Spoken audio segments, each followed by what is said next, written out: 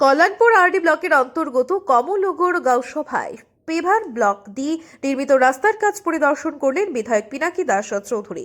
এছাড়াও কল্যাণপুর বাজার কলোনিতে ড্রেন নির্মাণের কাজও তিনি খতিয়ে দেখেন। এই উন্নয়নমূলক প্রকল্পগুলোর মাধ্যমে স্থানীয় বাসিন্দারা আরও সুবিধাজনক যাতায়াতের সুযোগ পাবেন। পরিদর্শনকালে বিধায়ক স্থানীয় বাসিন্দাদের সঙ্গে মত বিনিময় করেন এবং তাদের অভিজ্ঞতা ও পরামর্শ শোনেন। বাসিন্দারা এই উদ্যোগকে স্বাগত জানিয়ে বিধায়কের প্রতি কৃতজ্ঞতা প্রকাশ করেন। তারা জানান, দীর্ঘদিন ধরে এলাকার রাস্তার বেহাল অবস্থার কারণে চলাচলে অসুবিধা হচ্ছিল, বিশেষ করে বর্ষাকালে। নতুন এই উন্নয়ন প্রকল্প এলাকাবাসীর জন্য অত্যন্ত গুরুত্বপূর্ণ ভূমিকা পালন করবে। এছাড়াও বিধায়ক কমলনগর গাঁওসভার রাধা গোবিন্দ আশ্রমের গৌসায়ের দাবি সহ অন্যান্য স্থানীয় চাহিদা সম্পর্কেও খোঁজ খবর নেন। তিনি আশ্বাস দেন যে এলাকার সার্বিক উন্নয়নের জন্য ভবিষ্যতে আরও প্রকল্প বাস্তবায়ন করা হবে। বিধায়ক আরও জানান, রাজ্য সরকার জনগণের জীবনযাত্রার মনোন্নয়নে প্রতিশ্রুতিবদ্ধ এবং তারই ধারাবাহিকতায় কল্যাণপুর ব্লকের বিভিন্ন এলাকায় অবকাঠামোগত উন্নয়নের কাজ চলমান রয়েছে। তিনি বলেন, শুধু রাস্তা নির্মাণই নয়, পানীয় জল, বিদ্যুৎ, স্বাস্থ্য সেবা ও শিক্ষার ক্ষেত্রেও উন্নয়নমূলক কাজ অব্যাহত থাকবে। জনসাধারণের উন্নয়নের জন্য সরকার সর্বদা তৎপর। পরিদর্শনের সময় স্থানীয় পঞ্চায়েত প্রতিনিধি ও প্রশাসনিক কর্মকর্তারা উপস্থিত ছিলেন।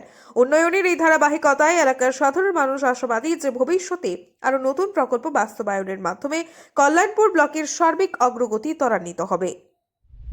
কল্যাণপুর বিধানসভার অন্তর্গত কমলনগর গাঁওসভায় রাধা গোবিন্দ আশ্রম, এই আশ্রমে মা গোসাইয়ের দীর্ঘদিনের একটা দাবি ছিল এই আশ্রমটাকে সুন্দরভাবে সাজানো, ফ্লোর করে দেওয়া, রাস্তা করে দেওয়া।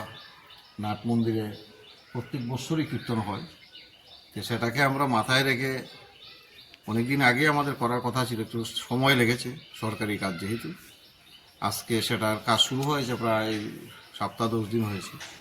ইতিমধ্যেই কাজ আমি পরিদর্শন করলাম। হ্যাঁ, সমস্তটাই ড্রেন, ফ্লোর, রাস্তা সমস্তটাই করে দেওয়া হচ্ছে। আমরা আশা করছি আগামী হয়তো মাসখানেক সময় লাগবে, এর মধ্যেই মাসখানেক লাগবে, এর মধ্যে কমপ্লিট হয়ে যাবে। আসলে আমাদের কাজই হচ্ছে এলাকার ডেভেলপমেন্ট। আর যেখানে বিশেষ করে কীর্তন মন্দির রয়েছে আমাদের হিন্দু ধর্মের, সনাতন ধর্মের প্রতিষ্ঠানগুলো, সর্বোপরি সেগুলিকে আমরা আমাদের পক্ষ থেকে যতটুকু সম্ভব সেগুলিকে সাজিয়ে তোলা এবং ঠাকুরের প্রতি যে আমাদের প্রার্থনা, এই দেশ, এই জগৎকে শান্তিময় রাখা, তার জন্যই সেখানটা আমাদের সর্বোপরি সকলে মিলে কাজ করে।